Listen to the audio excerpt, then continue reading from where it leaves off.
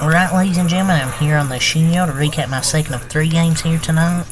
The second game I want to recap is the Cleveland Cavaliers beating the Minnesota Timberwolves 113 to 104 reaction in overtime.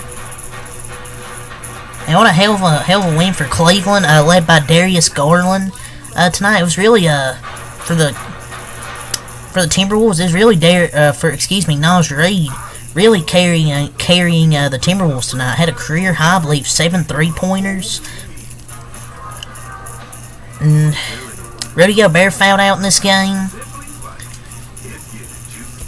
They just had no answer to stop Jared Allen or Darius Garland, did the Timberwolves. They really just didn't have an answer. You got a big game from Jordan Niang off the starting tonight, I believe. Karis LeVert had played some pretty good minutes as well. And this is an impressive win, at least to me, having no Donovan Mitchell, no Max Strus, no Evan Mobley. 3 good players in your rotation, and they still beat the best team in the Western Conference, one of the best teams in the Western Conference. So, very impressed with the Cavs tonight here at home. The Timberwolves, I still thought played pretty well for, second game of the back-to-back. It's just, outside of Naz Reid, everybody else for them really struggled to make threes. And I don't know where there's really a distinct advantage, because the turnovers, each team had 12 turnovers, about equal points in the paint. Timberwolves only had 2 more points in the paint. Their rebounding battle was pretty even.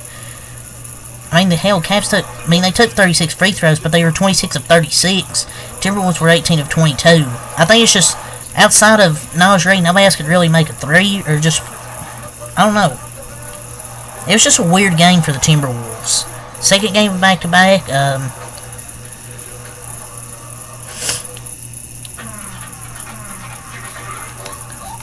it was a still great game to watch, and the Cavs in their last 2 national TV appearances have wins over the Celtics and Timberwolves. So 2 pretty good wins there, and the number 1 seed from each conference.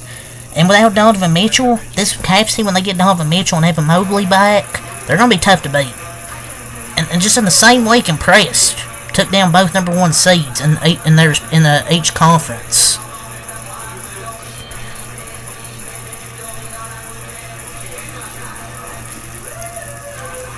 And Garland with 34 points and 8 assists, probably his best game of the season. Because he's low-key kind of struggled this year, but ultimately I thought he played well. 34 points, 8 assists, 13 of 26 shooting. And you don't care about the back-to-back and missing players, because that's impressive. No matter what narrative anyone wants to try and spin, I still think it's an impressive win for Cleveland. I don't care if the Timberwolves are in the back-to-back. But Jared Allen was a big part of that fourth quarter and overtime versus Minnesota here tonight. He combined in the fourth quarter and overtime with 20 points, 7 rebounds, 7 of 8 from the field, 6 of 11 from the free throw line, made some big free throws in overtime. I believe made all of them he took. And he played all 17 minutes. That's just clutch from Jared Allen. And ultimately, I think that was the difference. He had 20 points, 7 rebounds, and he was just unstoppable from the floor tonight, with 7 of 8 in the fourth quarter and overtime. And 2 steals, 2 blocks, 15 of 21 overall from the free throw line. So he made clutch free throws when it mattered. And they've won now 8 straight games against Western Conference opponents. And without a few starters, and yeah, maybe they benefited from some calls, but an overtime W versus the 1 seed T-Wolves is still impressive. I don't care. Niang, 16 points, 4 assists, 6 rebounds, 6 of 10. He's really a piece off that bench. He's a great three-point threat. LeVert, 15 points, 8 assists, 5 rebounds, 5 of 15. And Anthony Edwards, I hate to say it, but he low-key got clamped by Dean Wade and Karis LeVert defensively in that fourth quarter. And I have a lot of respect for Karis LeVert, because guys always showed up when called upon. And he played great defense on Anthony Edwards. He's tough to defend, and he played really great defense to limit him to 19 points tonight. And he had 8 assists. Sam Merrill, 6 points. 2 of 9. Not a great shooting night from Sam Merrill. But yeah, Garland and Jared Allen really carried the way for Cleveland here tonight. And I think that's part of the reason they won, because besides Naj Reid having 34 points, they really didn't have any other big scores besides Anthony Edwards. But only then, he only had 19 points. And he was a 7 of 27 tonight, so yeah. I thought they done a really good job defensively on Anthony Edwards. I thought they done a really nice job.